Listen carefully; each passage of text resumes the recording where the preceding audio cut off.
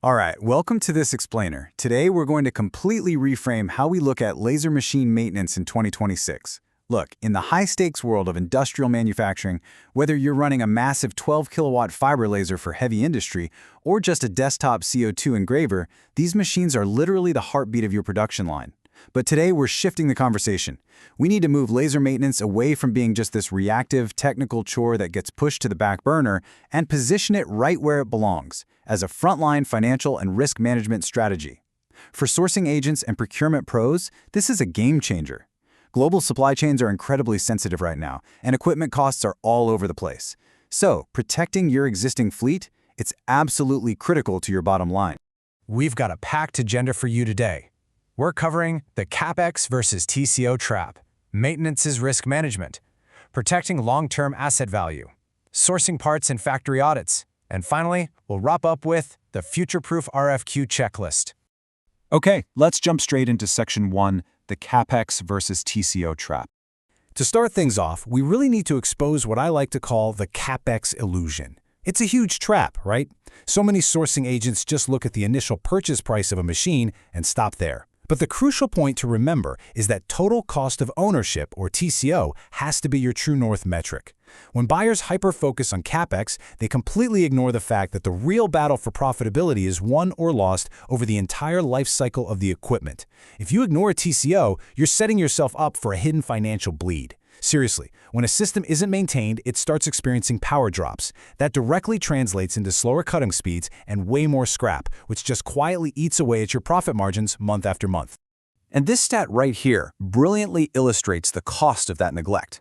Think about a bulk buyer or a high-volume manufacturer. Just a tiny 5% dip in efficiency across 5 machines can equal thousands of dollars in lost revenue every single month. 5%! Maintenance is quite literally the only way to ensure your machine actually operates at those exact performance specs you were promised way back during the RFQ stage. Moving right along to Section 2, Maintenance as Risk Management. Now, what's really interesting here is how we can take what everyone traditionally views as a mechanic's job and transform it into a procurement manager's ultimate shield. Let's anchor on this powerful idea from the source material. As a sourcing professional, you aren't just buying steel and lasers. You're buying reliable production capability. When you start viewing maintenance as a proactive risk management strategy, you're actively defending your supply chain against sudden disruptions, crippling downtime, and those really unpredictable quality variations that can ruin a client relationship. Which brings us to Section 3, protecting long-term asset value. Let's see how this all builds into protecting your capital over the long haul. For those of you looking to upgrade your fleet in, say, 2 to 3 years, you really need to listen up. A properly documented maintenance log is not just annoying administrative paperwork. It is literally your most valuable asset when it comes time for a resale or a trade-in. You've got to view this rigorous documentation like an insurance policy. It's the only thing that preserves your machine's residual value and lets you recover a significant chunk of your capital. Just look at this universal checklist. It forms the absolute backbone of manufacturing reliability. And notice how highly specific these actions are. Take the protective window, for instance. You need a daily inspection, because even a microscopic speck of dust or splatter can absorb laser energy, heat up in seconds, and cause a catastrophic thermal crack in the lens. Or the water chiller. If you neglect a simple water swap every few months, you're heading straight for a laser source overheating issue. It is wild how fast technical neglect translates directly into massive dollar losses. All right, let's head into Section 4, sourcing parts and factory audits. Now that we really get the financial stakes, let's apply this directly to your actual sourcing decisions and factory evaluations. One of the biggest dilemmas you'll face is choosing between OEM parts and aftermarket consumables.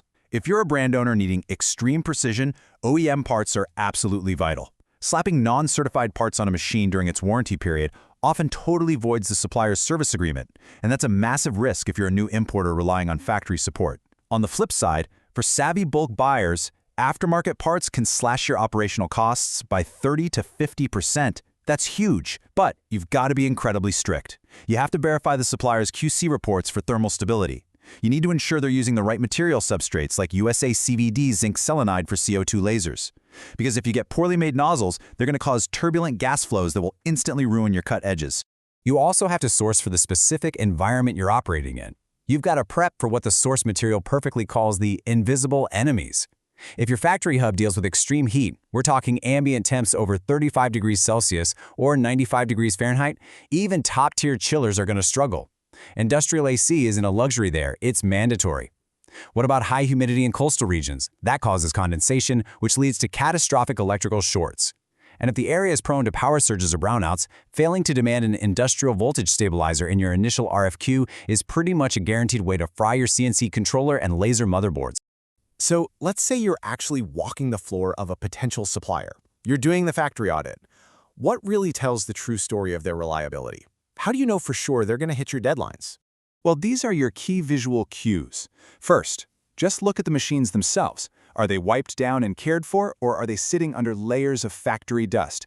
Next, check their spare parts inventory. Do they have a readily available first aid kit of nozzles, lenses, and sensors? And finally, ask to see their daily maintenance logbooks. If a factory lacks basic documentation and just waits for a part to break before they even order a replacement, man, that is a classic run-to-fail mentality. It's a huge red flag that guarantees inconsistent product quality and missed delivery deadlines. Here's another massive sourcing advantage we have in 2026: technology. Modern machines are coming equipped with IoT-enabled controllers. Sourcing machines with remote diagnostic capabilities is practically a superpower for international buyers. It means the manufacturer can literally log in remotely, run a diagnostic, and fix minor software or calibration issues on the spot.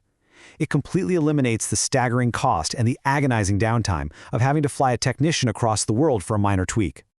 Okay, finally, Section 5, the Future-Proof RFQ Checklist. Let's tie all of this strategic knowledge together into something super concrete for your very next procurement cycle. When you send out your next RFQ, you need to bake these maintenance demands right in. First, request a 12-month consumables kit upfront in the initial price. Second, require comprehensive video training or actual on-site commissioning. Third, get it in writing exactly what maintenance actions are required to keep your warranty valid.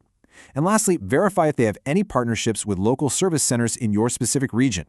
By forcing these demands into your RFQ, you make the supplier prove their engineering depth right out of the gate. It immediately weeds out those low-tier suppliers who just hand you a generic one-page PDF manual and wish you luck. To wrap up this explainer, I want you to take a hard look at your current supply chain network and ask yourself this one vital question.